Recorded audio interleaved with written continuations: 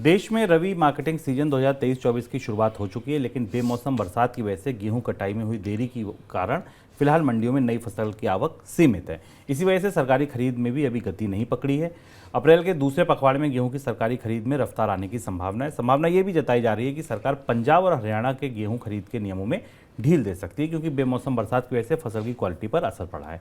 इस बीच निजी रिपोर्ट ने यह दावा किया कि सरकार के गेहूं उत्पादन को जो अनुमान लगाया है, सरकार का जो अनुमान आया, असल में उत्पादन उससे कम रहेगा। लेकिन सरकार का मानना है नहीं, उत्पादन कम नहीं रहेगा, इस साल उपज अच्छी रहेगी। ऐसे में बेमौसम बरसात की वजह से थोड़ी फसल खराब होती है तो उत्पादन पे उसका तय अनुमान तक पहुंच जाएगा।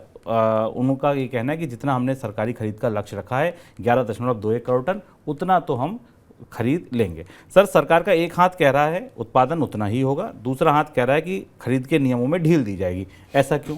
ये परिस्थिति हमें कृषि के क्षेत्र में लगातार दिखती है शुभम। जैसे अब हमने भी आपको थोड़ी देर पहले बताया कि सरकार का एक हाथ कह रहा था कि मानसून कमज़ोर रहेगा, और उसके बाद भी भारतीय रिजर्व बैंक ने इस साल आर्थिक विकास दर के अपने आकलन में बढ़ोतरी की, और मानसून के असर को अभी उसमें नहीं ली, अपने आकलन में शामिल नहीं किया। ठीक यही स्थिति गेहूं को लेकर हो रही है। फ्लोर मिल्स ने जो आटा बनाने वाली मिलें और जो कृषि उद्योग हैं उन्होंने एक आकलन कराया, तो उस आकलन के हिसाब से 1 से 2 मिलियन टन के गेहूं के उत्पादन में कमी की संभावना जाहिर की जा रही है।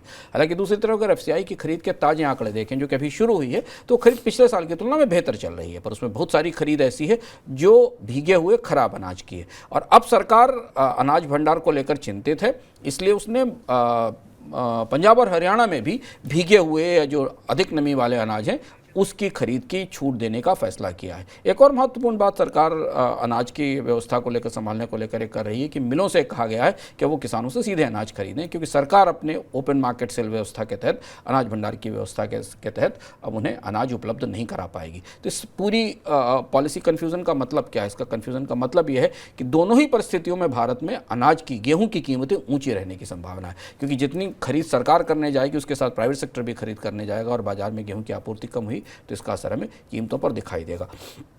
अप्रैल के अंत तक और मई की शुरुआत तक गेहूं की कीमतें बाजार में क्या रहती, इससे हमें संकेत मिलेगा कि भारत में अगले 6 महीने के दौरान, खरीफ सीजन शुरू होने के बीच, रबी और खरीफ सीजन के बीच खाद्य महंगाई की स्थिति क्या रहती है। क्योंकि हमने पिछले पूरे 6 महीने, बल्कि 7 महीने ले शुरू, 7 महीने के दौरान जो ग्रेन्स में, फूड ग्रेन की इन्फ्लेशन है उसको लगातार ऊंचा देखा है, जबकि खरीफ की फसल भी आमतौर पर बेहतर ही रही थी।